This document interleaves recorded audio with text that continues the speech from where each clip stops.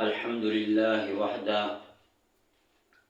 والصلاة والسلام على من لا نبي بعده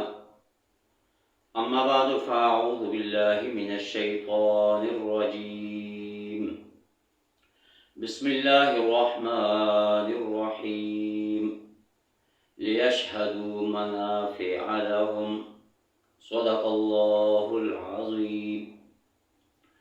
محترم سامعین ناظرین، السلام علیکم ورحمۃ اللہ وبرکاتہ۔ آج کی اس نشست کے اندر بھی حج کے حوالے سے کچھ معروضات آپ کے سامنے پیش کروں گا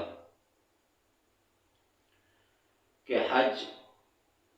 ہر صاحب استطاعت پر فرض ہے، یعنی وہ شخص جو حج کے سفر کے اخراجات اور اپنی عدم موجودگی میں پیچھے بیوی بچوں کے اخراجات برداشت کر سکتا ہو تو صاحب استطاعت وہ کہلاتا ہے، اور اس کے اوپر کیا ہے؟ حج فرض ہے۔ اور جب حج فرض ہو جائے تو پھر اس میں تاخیر کرنا جائز نہیں، کہ جتنا زیادہ وہ تاخیر کرے گا وہ گناہگار ہوگا۔ لیکن آج ہم دیکھتے ہیں کہ بہت سے مسلمان ایسے ہیں کہ ان کے اوپر حج فرض ہونے کے باوجود انہوں نے اپنے اوپر خود ساختہ شرائط عائد کر رکھی ہیں۔ مثلا مال و دولت موجود ہے، پیسے موجود ہیں کہ ہم نے مکان خریدنا ہے، پیسے موجود ہیں کہ ہم نے پہلے اپنے بیٹیوں کی یا بیٹوں کی شادی کرنی ہے، پیسے موجود ہیں اور یہ شرائط عائد کر دی کہ ہم نے پلاٹ خریدنا ہے، ہم نے پہلا کاروبار کرنا ہے، پھر اس کے بعد حج کریں گے، تو یہ سارے جو ہیں یہ شرائط جو ہیں فضول ہیں۔ فرمایا کہ جب حج فرض ہو جائے انسان کی زندگی کا کوئی پتہ نہیں کب موت واقع ہو جائے، تو اس لیے فرمایا کہ پہلی فرصت کے اندر اس انسان کو چاہیے کہ وہ حج کرے۔ اور حج کے اندر اللہ تعالیٰ نے بے شمار فوائد رکھے ہیں، اور اس طرح صاحب استطاعت ہونے کے باوجود اگر وہ حج نہیں کرتا تو وہ کن سعادتوں سے محروم رہتا ہے۔ بلکہ ایک حدیث کے اندر اللہ کے پیغمبر صلی اللہ علیہ وسلم نے ارشاد فرمایا کہ جس شخص پر حج فرض ہو جائے اور فرض ہونے کے باوجود اگر اس نے زندگی میں حج ادا نہیں کیا تو اللہ کے پیغمبر نے فرمایا کہ مجھے اپنے اس امتی کی کوئی پرواہ نہیں، چاہے وہ یہودی ہو کر مرے، چاہے وہ نصرانی ہو کر مرے، چاہے کسی اور مذہب پر مرے، لیکن فرمایا کہ اس کا میری امت کے ساتھ تعلق نہیں ہوگا۔ کتنی سخت وعید فرمائی اللہ کے پیغمبر صلی اللہ علیہ وسلم نے کہ جس شخص پر حج فرض ہے اور اس کے باوجود وہ اپنے فرض کو پورا نہیں کرتا۔ آج دنیا کی خاطر ہم یورپ کے ممالک میں جاتے ہیں اپنے کاروبار کے لیے، دوسرے ممالک کا رخ کرتے ہیں، کیا وہ اتنا بد نصیب انسان ہے کہ اس کو اتنی فرصت نہیں کہ وہ اللہ کے گھر کا دیدار کر کے آئے، پیغمبر صلی اللہ علیہ وسلم کے روضہ رسول کی زیارت کر کے آئے، اور وہ جو اس کے اوپر حج کی عبادت جو فرض ہے اس کو پورا کر لے۔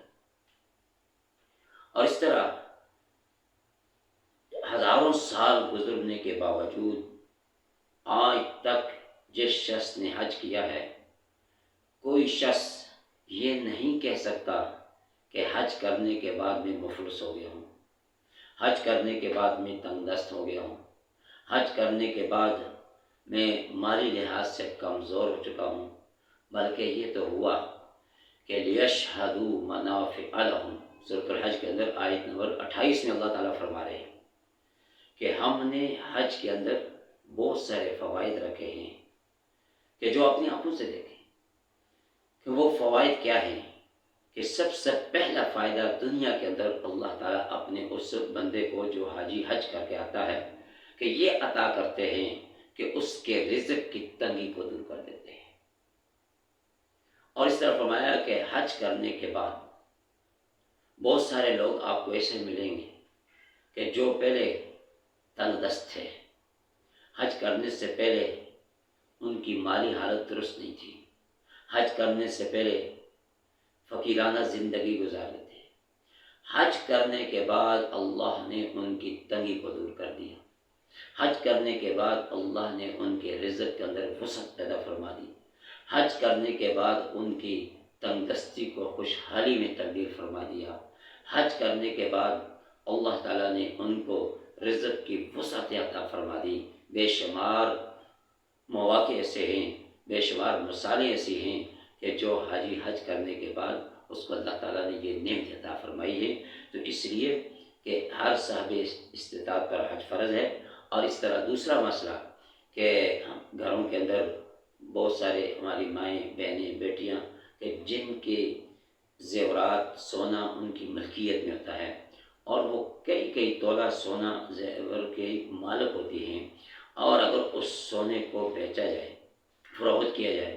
اور اس کی رقم اگر وہ حج کے استطاعت کو پہنچتی ہے تو ان ماؤں اور بہنوں اور بیٹیوں پر بھی حج فرض ہے کہ وہ اتنی اگر مالیت اس سونے کی ہے کہ وہ حج سے ادا کر سکتے ہیں تو ان کے ذمہ بھی فرض ہے کہ وہ اس فرض کو پورا کریں۔ بے شک سونا بیچیں، اپنا زیور بیچیں اور اس کی اتنی رقم بن جائے تو وہ